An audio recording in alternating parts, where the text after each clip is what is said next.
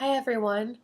So this is an early um, video that's going to go over the letter to past self and revision. So hopefully you are finishing up your critical reviews. I know some of you may be posting them early for the extra credit I mentioned, which is great.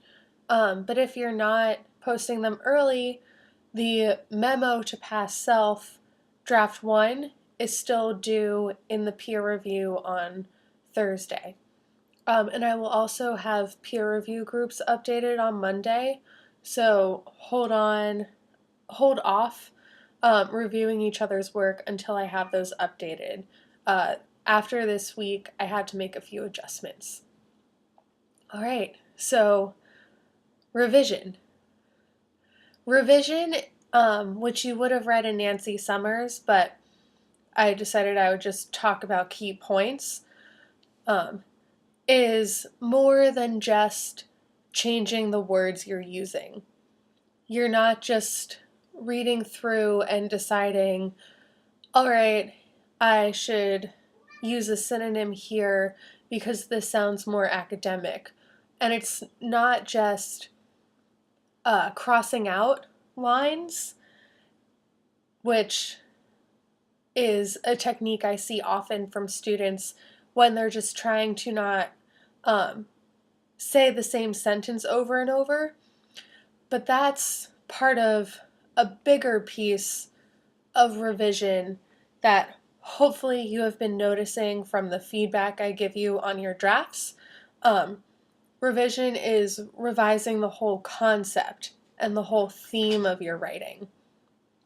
So, for example, when many of you received your literacy narratives, I asked you, what do you want your reader to feel after reading your literacy narrative? What main thing has happened that has defined all these pieces of literacy and your understanding of writing, how you write and why you write?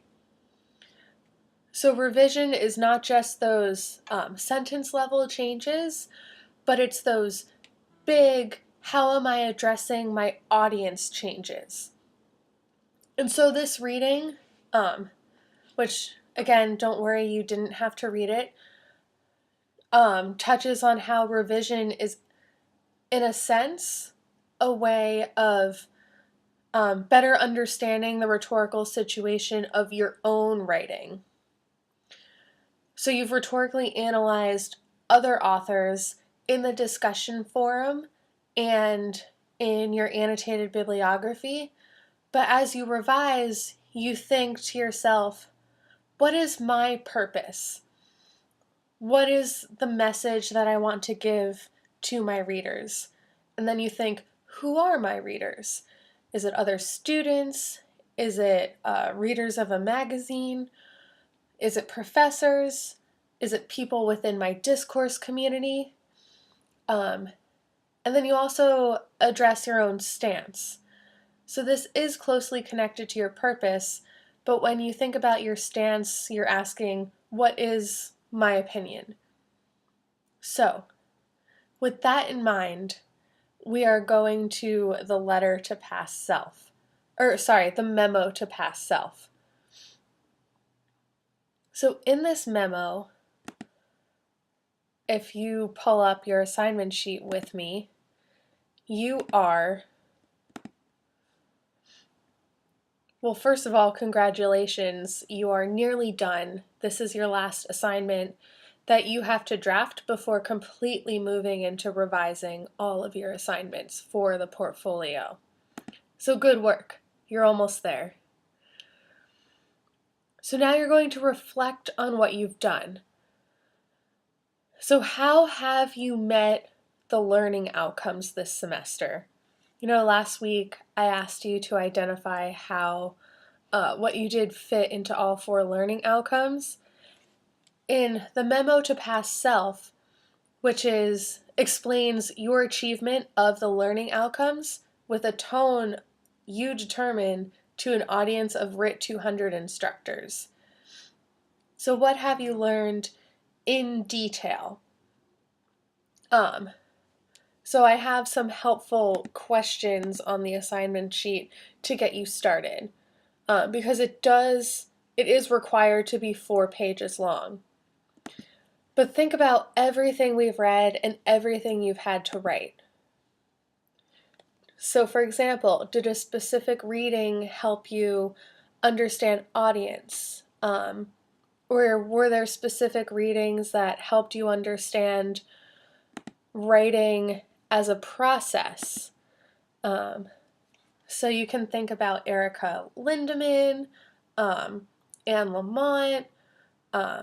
You can refer to a writer's reference to identify things you have learned. You can identify different peer reviews or discussion you had in the discussion forum. You can even identify moments when you either emailed with me or you, excuse me, or you came to office hours, because those count as well if they helped you achieve one of the learning outcomes. So if something helped you read, write, and analyze a variety of texts produced for multiple purposes, audiences, and genres, write specifically about that, like as specifically as possible. So you can even include the date or the week of the semester. You also need to explain how you have learned to understand and apply processes for reading, writing, and research.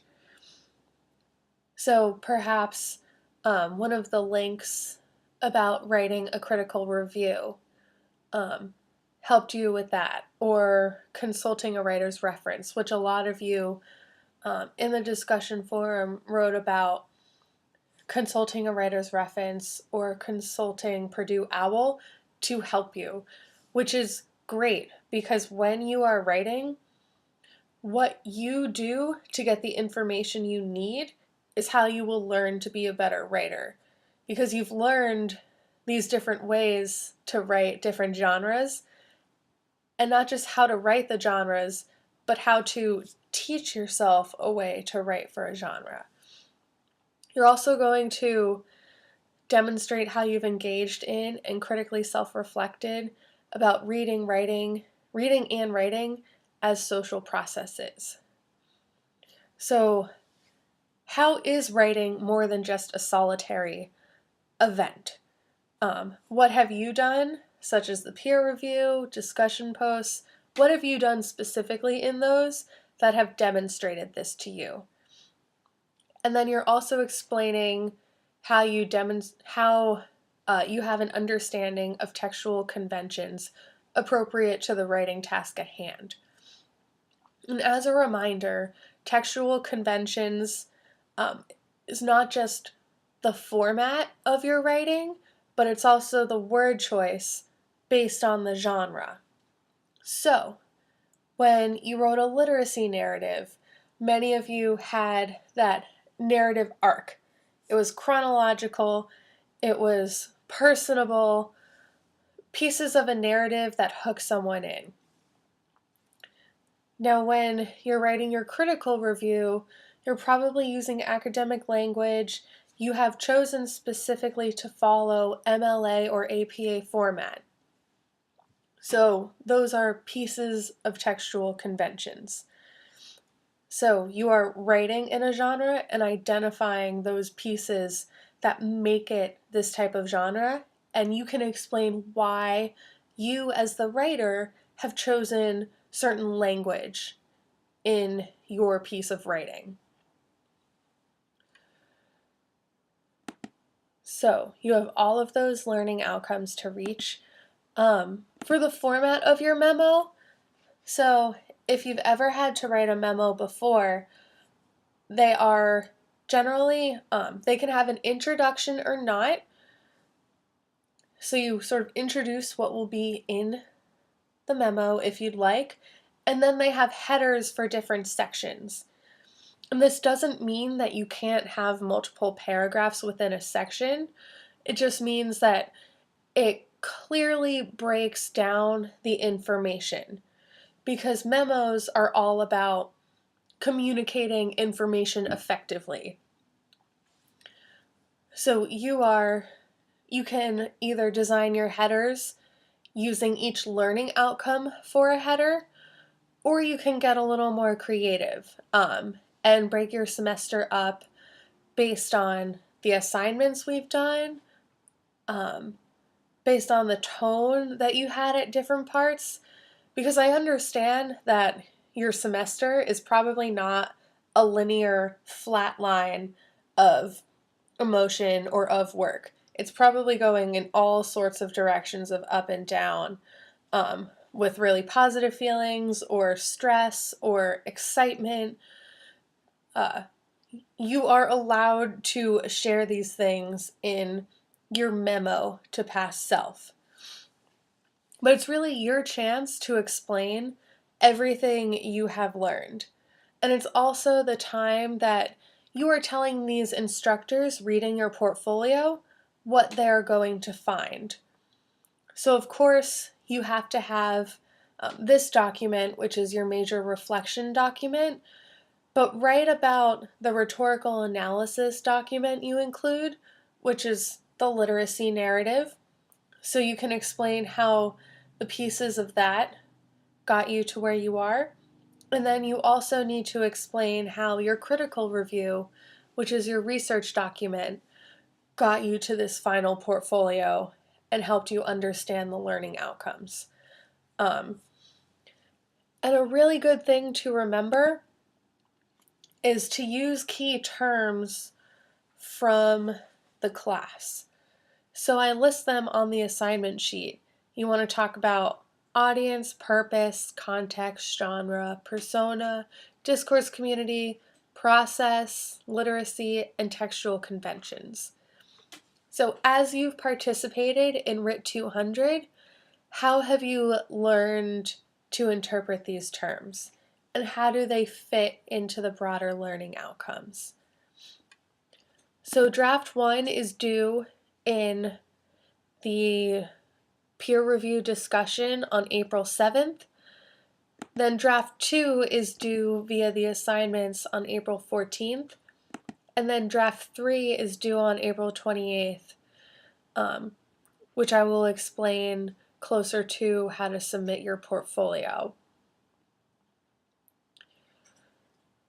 And it doesn't have to be in MLA or APA format. It's just make sure it's 12-point Times New Roman and standard margins. And then after you complete it, there are some reflection questions in the assigned reading discussion. Because you have to remember, even though this is your reflection on the semester, it's still not the end because you're getting feedback on this. And you'll be receiving feedback in your critical review as well. So as best you can explain at this point, how have you achieved the learning outcomes? What's really great about doing different drafts of this assignment is that you can identify terms that you may still be having trouble with, and then you can go back and review and participate in that recursive revision learning process and learn it. Because as I've said before, rarely does anyone understand something the first time they encounter it. It takes time working through it via writing and reading what it means to them. So that's all I have for you on this Thursday. If you have any questions, of course, email me or drop by office hours. Or even though we are an online class, there's nothing holding you back from also going to the ALC. The Writing Center there will help you at any point with your assignments. And everyone working there is either a graduate student in the writing program or they've been a professor at the University of Baltimore within the university writing program. So they are there to also help you wherever you need, as I am here to help you wherever you need. All right, have a good day.